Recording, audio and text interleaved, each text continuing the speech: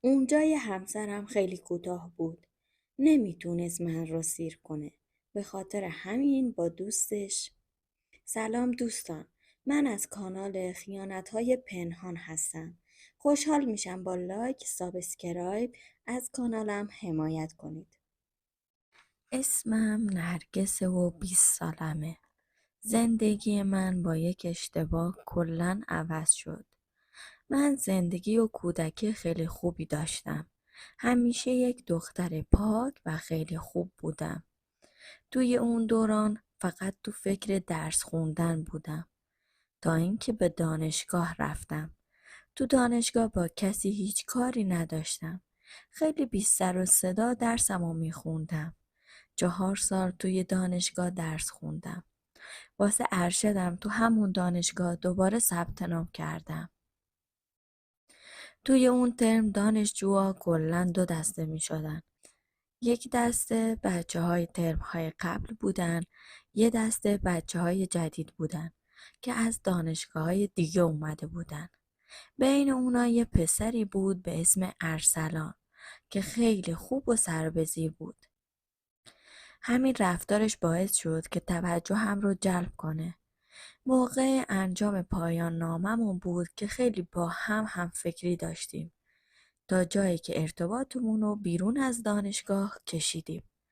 اون دوست خیلی خوبی برام بود. من و ارسلان تو مدت تحصیل رفاقت خیلی خوبی رو تجربه کردیم.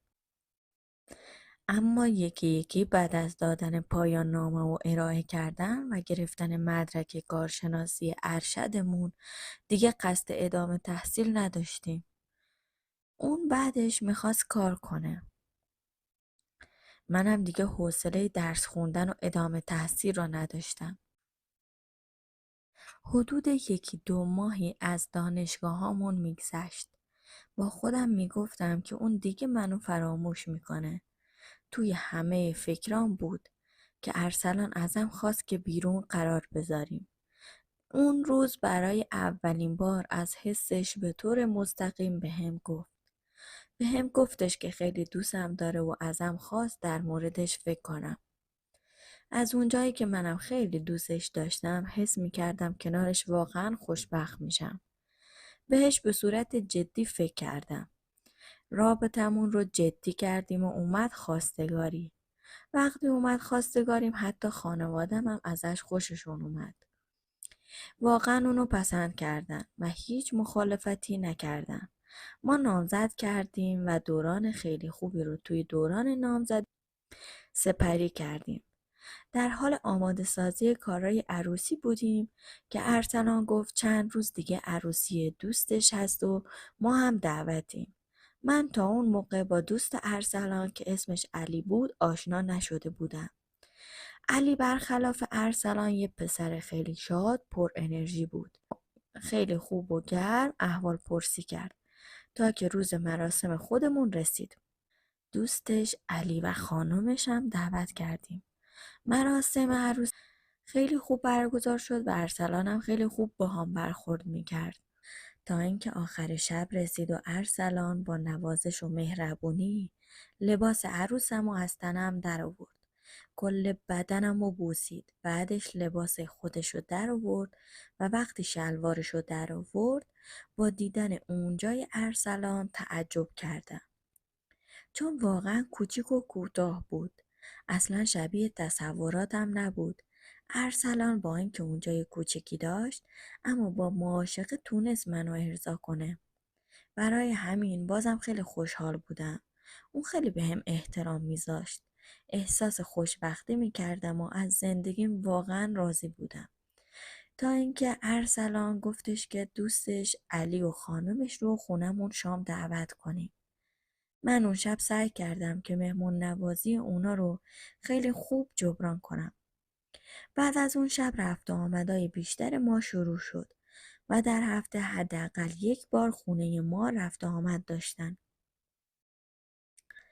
من با زن علی خیلی صمیمی شده بودم. در حدی که حتی در مورد شب اول ازدواجشون هم برام تعریف کرده بود. گفت اونجای شوهرش خیلی بزرگه و از اون شب خیلی لذت برده. وقتی میگفت من بیشتر حسرت میخوردم. موقع شام خوردن کل ذهنم درگیر حرفهای زن علی بود. حتی به صورت ناخودآگاه به اونجای شوهرش نگاه میکردم که ببینم واقعا راست میگه یا نه. اما خب راست میگفت. برجستگی های اونجاش حتی از روی شلوارش هم دیده میشد. اون شب رفتارم واقعا عوض شده بود. با یه اعصاب داغون خوابیدم. حتی به شوهرم هم محل نمیدادم. فرداش برام یه پیام عجیب اومد. علی به هم پیام داده بود و برام یک عکس از آلتش فرستاده بود. گفت حس میکنم دوست داری ببینیش. اون شب متوجه نگاهم شده بود و من واقعا خجالت میکشیدم. از رفتاری که اون شب داشتم دیگه جوابشون ندادم. اما دست بردار نبود و دائم برام عکس میفرستاد تا منو تحریک کنه.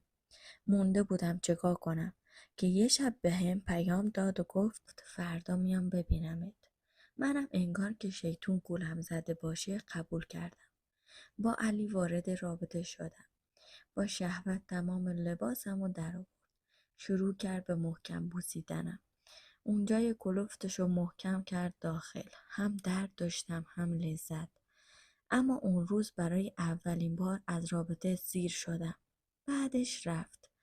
در نبود شوهرم چند باری با هم رابطه برقرار کردیم و خم به ابرو نمی آوردیم. تازه بعد از چند ماه متوجه اشتباه هم شدم و عقلم سر جاش اومده بود. خیلی عذاب و وجدان داشتم. رابطه‌ام باهاش رو کم کردم. بعدشم فهمیدم که حامله شدم و اون بچه از شوهر خودم هست. فهمیدم که این اتفاق نشون میده که باید این کار رو کنار بذارم. توبه کنم. ماجرا رو به علی گفتم و اونم با این قضیه کنار اومد. قبول کرد که کنار بکشه. دیگه با دوستش علی و خانومش رفت و اومد نکردیم. و دیگه تمام علاقم رو برای همسرم گذاشتم. خدا رو شکر میکنم که همه چی تموم شد و به اشتباه هم پی بردم. این وسط آبروم نرفت.